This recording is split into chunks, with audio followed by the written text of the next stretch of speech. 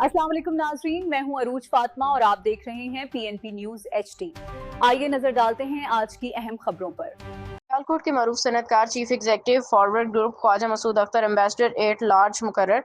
हुकूमत पाकिस्तान ने बरामदात के फ़रोग के लिए अहम इकदाम उठाते हुए सियालकोट के मरूफ सनतकार फॉरवर्ड ग्रुप के चीफ एग्जीक्यूटिव ख्वाजा मसूद अख्तर को ambassador at large export promotion मुकर्रर कर दिया है।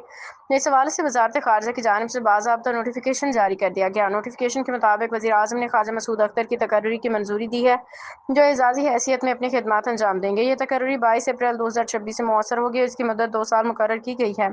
ख्वाजा मसूद अख्तर का ताल्लुक सनती शहर सियालकोट से है। वो फॉरवर्ड ग्रुप के चीफ एग्जीक्यूटिव के तौर पर बैनुल अक़वामी सतह पर पाकिस्तान की नुमाइंदगी करते रहे हैं।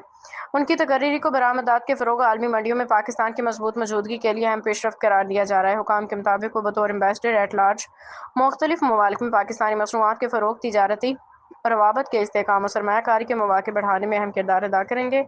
वज़ारत ख़ारजा ने नोटिफिकेशन की नक़ूल मुतल्लिका अदारों और बैरून मुल्क पाकिस्तानी मिशंस को अरसाल कर दी हैं, ताकि इस फैसले पर अमल दरामद यकीनी बनाया जा सके।